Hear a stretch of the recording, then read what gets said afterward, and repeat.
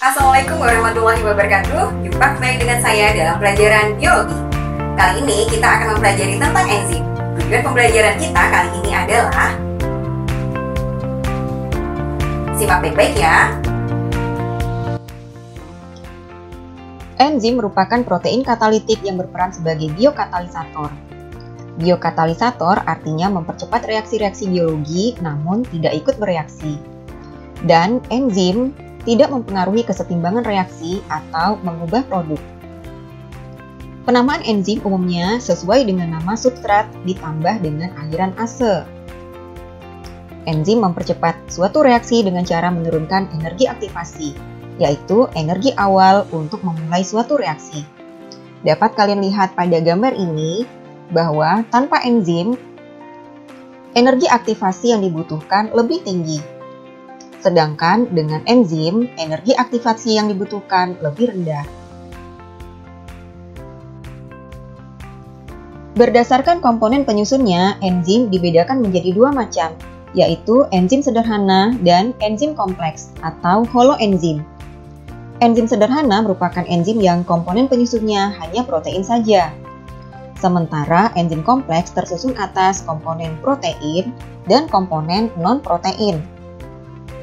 Komponen non-protein ini dapat berupa kofaktor, yaitu senyawa non-organik seperti Cu, Zn, dan senyawa-senyawa logam lainnya, atau dapat pula berupa koenzim, yaitu senyawa organik seperti vitamin dan NADH.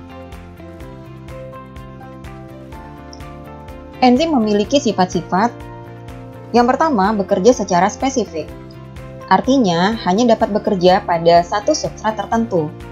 Perhatikanlah kerja dari enzim amilase ini. Saat enzim amilase dicampur dengan substrat berupa lipid dan amilum, maka substrat amilum akan dapat menempati sisi aktif enzim amilase, sehingga terbentuklah kompleks enzim substrat. Enzim amilase ini kemudian mengubah amilum menjadi glukosa sebagai produk. Sedangkan lipid tidak dapat menempati sisi aktif enzim amilase.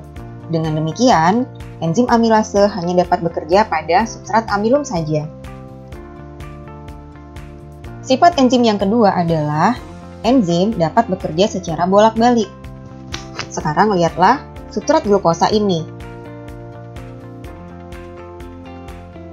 Ketika substrat glukosa ini menempati sisi aktif enzim amilase, maka enzim amilase akan mengubahnya menjadi amilum kembali dan melepaskannya sebagai produk berupa amilum. Sifat enzim yang berikutnya adalah dapat digunakan berulang kali dan diperlukan dalam jumlah yang sedikit. Hal ini disebabkan karena enzim tidak ikut bereaksi, sehingga apabila substrat telah meninggalkan sisi aktif enzim, maka sisi aktif enzim ini dapat ditempati oleh substrat spesifik berikutnya. Sifat enzim berikutnya adalah berupa koloid dan dipengaruhi oleh suhu dan pH. Ada dua teori yang menjelaskan mekanisme kerja enzim. Yang pertama adalah teori gembok dan kunci. Perhatikanlah gambar enzim dan substrat berikut. Substrat yang spesifik ini akan menempati sisi aktif enzim sehingga terbentuklah kompleks enzim substrat. Selanjutnya, enzim akan melepaskan substrat sebagai produk. Teori yang kedua yaitu teori ketepatan induksi. Perhatikanlah gambar enzim dan substrat ini. Menurut teori ini, sisi aktif enzim dapat berubah bentuk sesuai dengan substratnya. Sehingga terbentuklah kompleks enzim substrat. Selanjutnya, enzim melepaskan substrat sebagai produk.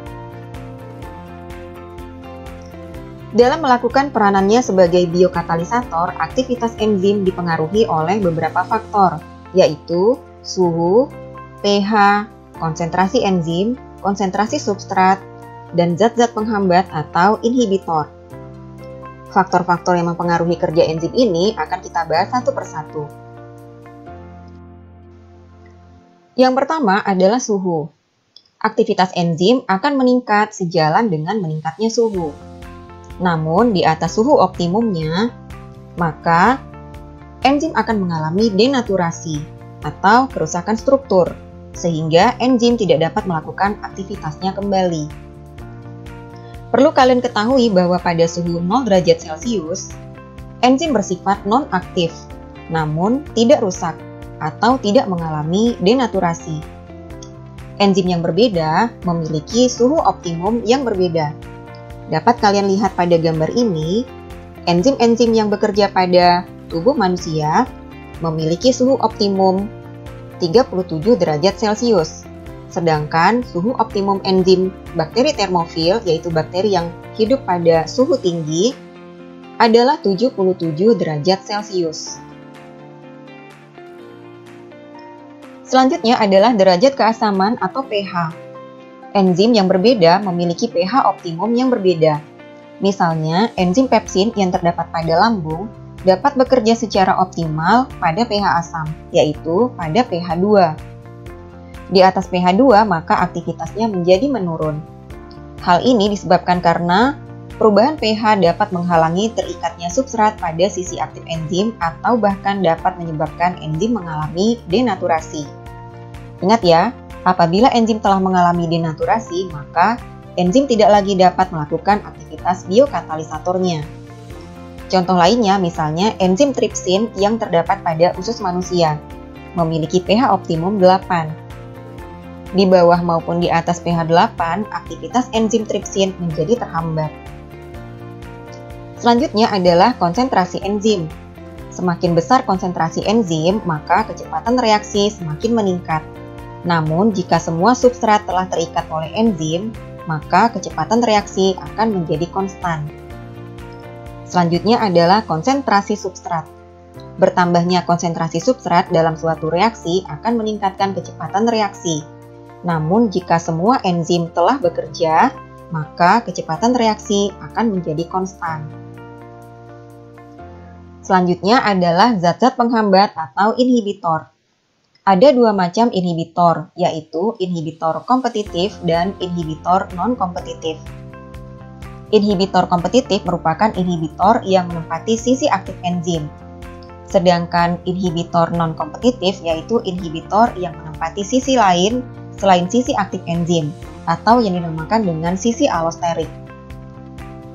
Untuk membedakan kerja dari kedua inhibitor ini, perhatikan baik-baik animasi berikut.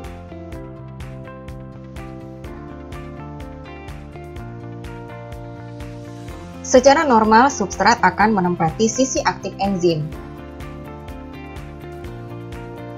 sehingga terbentuklah kompleks enzim substrat.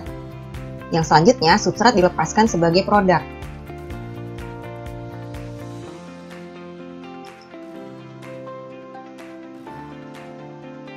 Sekarang kita lihat aktivitas inhibitor kompetitif. Inhibitor kompetitif adalah zat lain selain substrat yang menempati sisi aktif enzim, sehingga substrat sesungguhnya tidak dapat menempati sisi aktif enzim.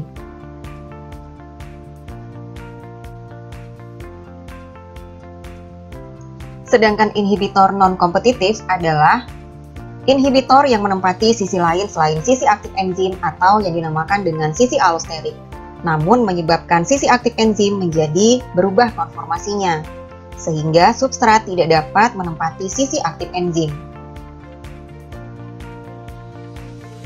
Nah, sekarang kita lanjutkan dengan uji pengetahuan dan pemahaman ya. Yang pertama, apa perbedaan enzim sederhana dan enzim kompleks? Yang kedua, mengapa enzim diperlukan dalam jumlah yang sedikit? Yang ketiga, mengapa enzim amilase tidak dapat bekerja pada lipid? Yang keempat, mengapa bahan makanan yang disimpan dalam freezer lemari es jauh lebih awet dibanding dengan bahan makanan yang diletakkan pada suhu ruang?